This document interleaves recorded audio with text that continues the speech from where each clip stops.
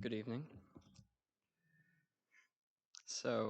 Last week in our Bible class, we discussed the 15th chapter of Acts, a chapter where we see Paul send word to the Gentile converts about what they should do about being Gentiles. And since last week, I've reflected on the passage and I have some thoughts that I'd like to share and perhaps some application for us today. So, from one perspective, this section can seem like it's more of a historic issue.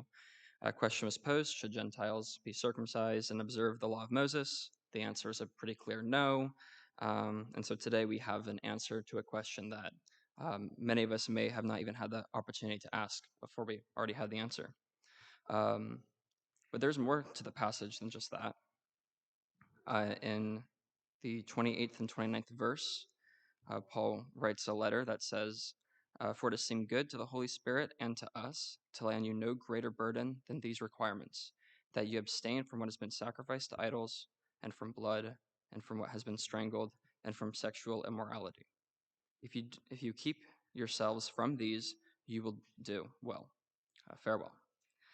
So Paul is emphasizing something else aside from just not having to strictly follow the law of Moses. He's saying that they need to abstain from these specific things, and these specific things all have to do with Greek and Roman religion. Idolatry is pretty obvious, blood is pretty obvious, but even sexual immorality and uh, strangling animals appears in pagan ritual. In class last week, I had made a comment that um, was a bit off. I had said that I think Paul was saying that the Gentiles didn't need to become Jewish, but they should also not be Greek either. I think that's an overstep, though. After the class, I got to talk to Andrew and kind of flesh out my thoughts some more. So I have a different conclusion now. I think what we're seeing in this section is that Paul is encouraging the Gentiles to not focus on becoming Jewish or stop being Greek, but instead to think about what parts of their culture are incompatible with obedience to Jesus. Um,